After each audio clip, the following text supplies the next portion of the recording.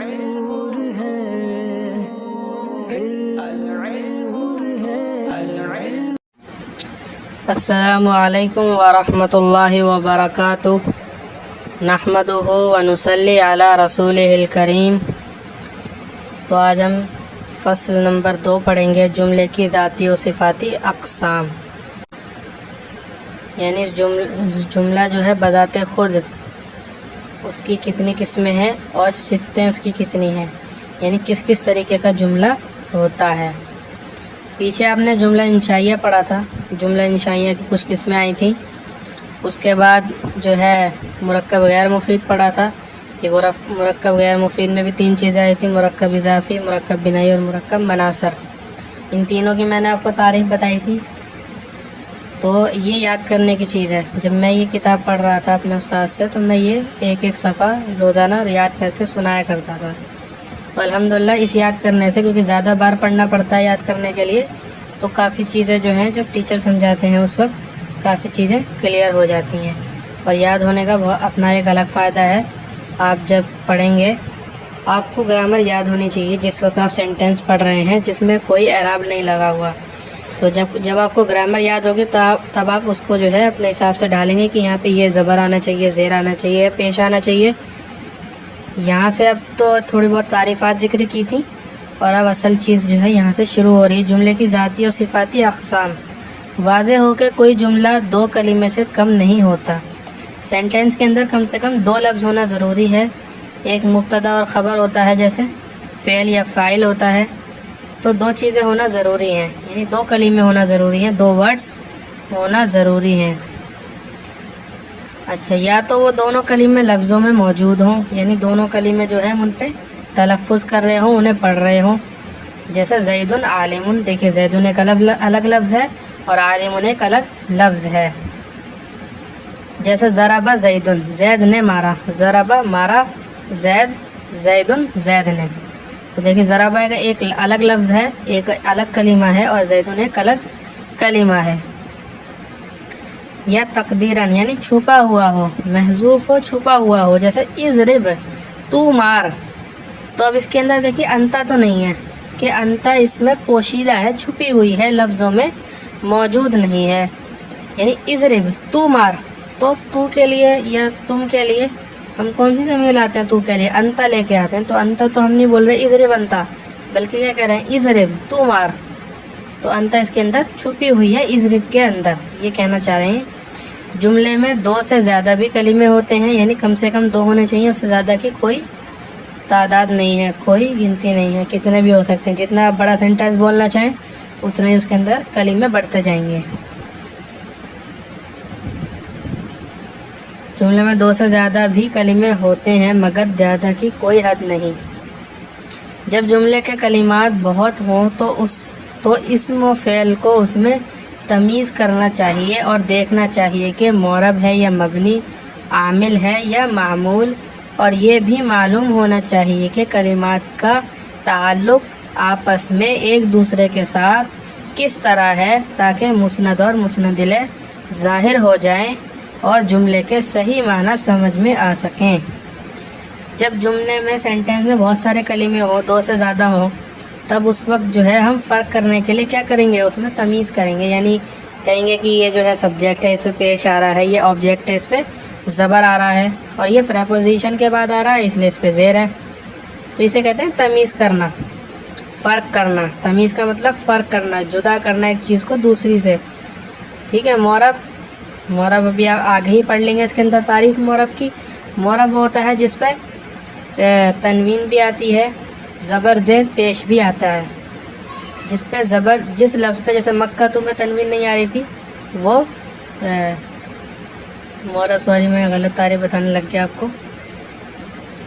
معرب اسے کہتے ہیں جس پہ زبر زیر پیش میں سے کوئی حرکت آتی ہو، بدلتی ہو، اور مبنی اس پہ کہتے ہیں جس پہ کوئی حرکت نہ بدلتی ہو، جیسے ہاذا فی ہاذا داری۔ تو دیکھیے ہاذا پہ کوئی حرکت نہیں بدلی، ہاذا رجل کوئی حرکت نہیں بدلی، ٹھیک ہے۔ ضرب زید ہاذا کوئی حرکت نہیں بدلی، یہ مبنی ہے۔ خیر آپ آگے پڑھ لیں گے اسی کتاب میں اس کو. عامل، ابھی آپ نے عامل اور غیر عامل پیچھے حرف کے اندر پڑھا تھا، یعنی جو حرف جو ہے آگے والے لفظ پہ تبدیلی کر رہا ہے کچھ تو کہیں گے یہ عامل ہے، اور جس چیز میں تبدیلی ہو رہی ہے، جس لفظ میں تبدیلی ہو رہی ہے اسے کہتے ہیں معمول، یعنی یہ عمل کرنے والا ہے اور اس میں عمل کیا جا رہا ہے. دیکھیے اس دونوں کا ترجمہ عاملہ یا عملو کا مطلب ہوتا ہے عمل کرنا، کام کرنا. اسی سے اس میں فاعل ہے عامل، اور معمول یہ اس میں مفعول ہے. عامل یعنی کام کرنے والا، معمول جس پہ کام کیا جائے، کیا ہوا. اور یہ بھی معلوم ہونا چاہیے کہ کلمات کا تعلق آپس میں ایک دوسرے کے ساتھ کس طرح ہے، یعنی یہ آپس میں کس طریقے سے جڑے ہوئے ہیں. مسند اور مسند الیہ ظاہر ہو جائے اور جملے کے صحیح معنی سمجھ میں آ سکیں. مسند اور مسند الیہ پیچھے تعریف گزر چکی ہے. اگر آپ کو یاد ہو، مسند اسے کہتے ہیں جس کے ذریعے خبر دی جاتی ہے، اور مسند الیہ اسے کہتے ہیں جس کے بارے میں خبر دی جاتی ہے. جملہ باعتبار ذات کے 4 قسم کا ہوتا ہے، یعنی جملہ ذاتی اعتبار سے 4 قسموں کا ہوتا ہے. تو اسمیہ ہوتا ہے جملہ، فعلیہ ہوتا ہے، شرطیہ ہوتا ہے، اور ظرفیہ ہوتا ہے. اسمیہ فعلیہ آپ جانتے ہیں، شرطیہ جس میں شرط لگائی جائے. اگر تو جائے گا تو تبھی میں جاؤں گا، اگر تو کھائے گا تبھی میں کھاؤں گا، اگر تو بیٹھے گا تبھی میں بیٹھوں گا. اسے کہتے ہیں شرط لگانا، یعنی سامنے والا جب کوئی کام کرے گا جبھی میں کروں گا، تو اسے کہتے ہیں شرط لگانا. ظرفیہ جیسے عندی مالن، یعنی ظرف کا مطلب ہوتا ہے جگہ. تو کوئی چیز کسی جگہ میں ہونا، ایسا سینٹینس جس میں کسی جگہ کے بارے میں بات ہو رہی ہے، یعنی میرے پاس. تو میرے پاس، تو یہ بھی جو ہے ایک ظرف کو بتا رہا ہے. تو دیکھیے اسمیہ کی مثال دیتی زید قائم، فعلیہ کی مثال دیتی قام زید، شرطیہ کی مثال دیتی ان تکرمونی اکرمک. ظرفیہ کی مثال عندی مال، میرے پاس مال ہے. تو مال جو ہے کسی اسپیس میں ہی رکھے گا آدمی تو اسے ہی ظرف کہتے ہیں. تو یہ چاروں سینٹینس کی انہوں نے مثال دے دی. اسمیہ میں پہلے اسم آتا ہے، فعلیہ میں پہلے فعل آتا ہے، شرطیہ میں کوئی حرف شرط آتا ہے جس کے ذریعے شرط لگائی جاتی ہے. تو ان کے ذریعے شرط لگائی جاتی ہے. آگے پڑھ لیں گے آپ اسے. ان کو عندی، یہ عندہ جو ہے ظرف ہے. قرآن کریم میں عندہ کا بہت استعمال ہے، کئی ساری آیات ہیں. من عند اللہ، منہاج العربیہ میں بھی عندہ کا لفظ آیا تھا. یہ 4 قسمیں اصل جملہ کہلاتی ہیں، یعنی جملے کی اصل، جملے کی جڑ کہلاتی ہیں. یہ اصل جملے کی قسمیں ہیں، یعنی جملہ ان چاروں قسموں میں سے دائیں بائیں نہیں جاتا، ان چاروں قسموں کے اندر ہی ہوتا ہے، یہ کہنا چاہ رہے ہیں.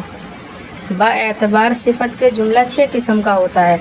اب جملے کی صفات بیان کر رہے ہیں کہ جملہ جو ہے صفت کے اعتبار سے کن کن طریقے کا ہوتا ہے. ایک تو ہوتا ہے مبینہ، اسے مبینہ مت پڑھیے گا، یہ مبینہ ہے.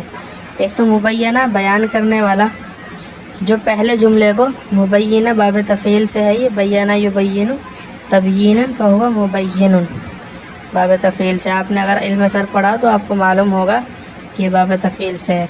جو پہلے جملے کو واضح کرتے، جیسے الکلمۃ علی ثلاثۃ اقسام، کلمہ 3 قسموں پر ہے.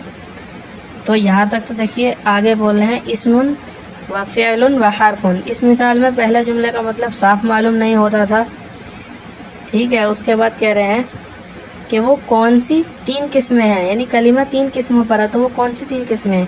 دوسرے جملے نے اس کو بیان کر دیا کہ وہ 3 قسمیں اسم، فعل یا حرف ہیں.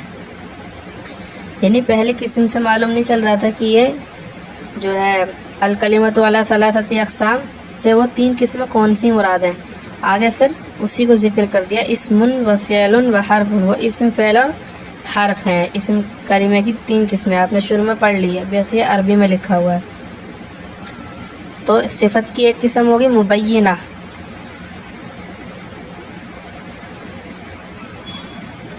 معللہ،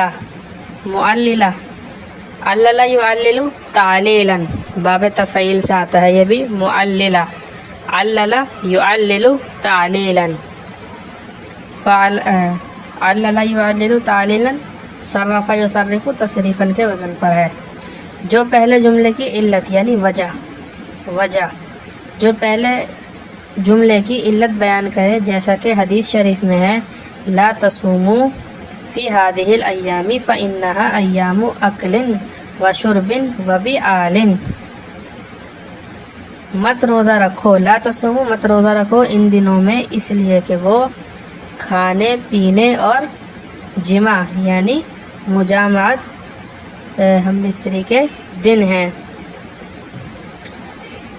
تو دیکھیے تم روزہ نہ رکھو 5 دنوں میں، عیدین اور ایام تشریق میں، اس لیے کہ وہ کھانے پینے اور جمع کے دن ہیں۔ اس حدیث شریف کے پہلے جملے میں 5 دن روزہ رکھنے سے منع فرمایا اور اس کی علت یعنی اس کی وجہ دوسرے جملے میں بیان فرمائی ہے کہ وہ کھانے پینے اور جمع کے دن ہیں۔ تو یہ اس کے اندر فرق جو ہے ابھی آپ کو سمجھ میں نہیں آئے گا، بس آپ سمجھ لیجئے کہ جملہ صفت کے اعتبار سے کتنی قسموں کا ہوتا ہے، یہ آپ کو یاد کرنی ہے، آگے انشاءاللہ سمجھ میں آ جائے گا آپ کو۔ معترضہ اسے کہتے ہیں معترضہ، اعتراضہ یعترض اعتراضا فہو معترض، اور معترض معترضۃ باب افتعال سے آتا ہے، یہ اعتراضہ یعترض اعتراضا فہو معترض۔ اعتراض ہم اردو میں بھی استعمال کرتے ہیں، اعتراض کہتے ہیں جسے ہم اعتراض، وہ عربی سے ہی آیا ہے۔ معترضہ وہ جو دو جملوں کے درمیان بے جوڑ واقع ہو، یعنی 2 جملے ہیں اس کے بیچ میں ہم کوئی ایسی بات کر دیتے ہیں، جیسے مثال کے طور پہ میں جیسے بہت سے لوگ بیان کرتے ہیں، جیسے میں آپ سے بات کر رہا ہوں اور بیچ میں اللہ کے نبی صلی اللہ علیہ وسلم کا ذکر آ گیا تو میں نے پڑھ دیا صلی اللہ علیہ وسلم، تو یہ جو بیچ میں صلی اللہ علیہ وسلم آیا ہے، نہ ہی میں نے جو پیچھے بات کی اس سے اس کا لینا دینا ہے، نہ ہی اب جو میں آگے بات کہوں گا اس سے لینا دینا ہے، بلکہ یہ تو میں نے درود بھیجا ہے۔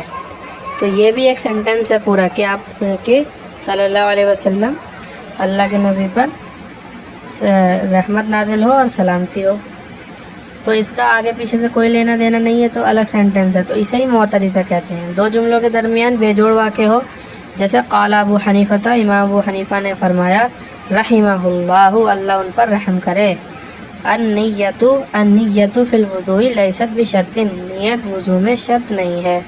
تو دیکھیے امام صاحب نے فرمایا، قال ابو حنیفہ تھا، امام صاحب نے فرمایا النیت فی الوضوء لیست بشرط، یہ بات ہے اصل، یہ جو ہم نے بیچ میں کہا ہے رحمہ اللہ، اللہ ان پر رحم کرے، تو یہی جملہ معترضہ ہے۔ اس مثال میں رحمہ اللہ جملہ معترضہ ہے کہ پہلے اور بعد کے کلام سے اسے کوئی تعلق نہیں۔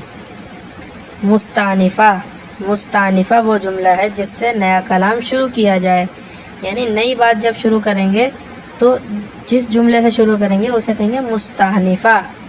مستانفہ کا مطلب یہ ہوتا ہے شروعات سے شروع کرنا، اثر نو شروع کرنا، اثر نو شروع کرنا۔ الکلمۃ علی ثلاثۃ اقسام، یہ مثال انہوں نے دے دی آپ کو، یعنی جب ہم نئی بات شروع کریں گے تو جس لفظ سے شروع کریں گے اور جس سینٹنس سے شروع کریں گے اس سینٹنس کو کہیں گے یہ جملہ مستانفہ ہے۔ حالیہ وہ جملہ ہے جو حال واقع ہو، یعنی جو بتائے کہ کام جو کیا جا رہا ہے وہ کس حالت میں کیا جا رہا ہے، کس سچویشن میں کیا جا رہا ہے، تو وہ اس کو بتاتا ہے، سچویشن کو اور حالت کو، کیفیت کو، یعنی جب کام کیا جا رہا ہے اس وقت کرنے والے کی یا جس پر کیا جا رہا ہے اس کی حالت کیا ہے۔ تو جو حال واقع ہو، جیسے جاءنی زید وہو راکب، آیا میرے پاس زید، اس حال میں کہ وہ سوار تھا، یعنی سوار ہونے کی حالت میں آیا میرے پاس زید۔ زید جب میرے پاس آیا اس نے آنے کا کام کیا تو کس حال میں کیا؟ جب اس حال میں کیا کہ وہ سوار تھا، سواری پر تھا۔ جاءنی زید وہو راکب، آیا میرے پاس زید وہو راکب، اس حال میں کہ وہ سوار تھا، تو اسے کہتے ہیں جملہ حالیہ۔ جملہ حالیہ یہ بھی جملے کی ایک صفت ہے۔ معطوفہ وہ جملہ ہے جو پہلے جملے پر عطف کیا جائے، جوڑا جائے، پہلے جملے پر اس کو جوڑا جائے، جیسے جاءنی زید وذهب عمرو، دیکھیے جاءنی زید زید آیا، ذهب عمرو عمرو گیا، یہ 2 الگ الگ جملے ہیں، لیکن بیچ میں واو لے آئے تو اس سے پتہ چلا کہ یہ 2 جملے آپس میں جوڑ، ان دونوں جملوں میں آپس میں کیا ہو گیا؟ جوڑ پیدا ہو گیا۔ تو اس کا ترجمہ کیسے کریں گے؟ آیا میرے پاس زید اور عمر چلا گیا. آیا میرے پاس زید اور عمر چلا گیا. تو یہ واو اسے کہتے ہیں معطوفہ. تو یہ بھی جملے کی ایک قسم ہے. جملے کی 6 قسمیں آج آپ نے پڑھ لی ہیں. جملہ مبینہ، جملہ معللہ، اور جملہ معترضہ، جملہ مستأنفہ، اور جملہ حالیہ، اور جملہ معطوفہ. تو یہ 6 جملے آپ نے پڑھ لیے ہیں. اس کو آپ کو یاد کرنا ہے. کتاب کا لنک دے رکھا ہے، آپ اسے بار بار پڑھیے، یاد ہو جائے گا انشاءاللہ تعالی. اور بہت آسان ہے یہ کتاب، اسے بالکل مشکل نہ سمجھیں. بہت آسان ہے یہ کتاب. اسے آپ کا یہاں سے آپ کا کام شروع ہوتا ہے. آپ کو یاد کرنا، جتنا زیادہ آپ کو گرامر یاد ہوگی اتنا ہی آپ سینٹینسز کو صحیح پڑھیں گے. اور آپ کا شوق جو ہے وہ بھی اسی سے پتہ چلتا ہے کہ آپ کتنی محنت کرتے ہیں. کیونکہ یہاں پہ کوئی روک ٹوک پابندی یا پھر کوئی چیکنگ تو ہو نہیں رہی ہے کہ آپ پڑھائی کر رہے ہیں نہیں کر رہے ہیں. آپ کا شوق ہے یہ، تو آپ اسے ضرور یاد کریں. وآخر دعوانا ان الحمد للہ رب العالمین.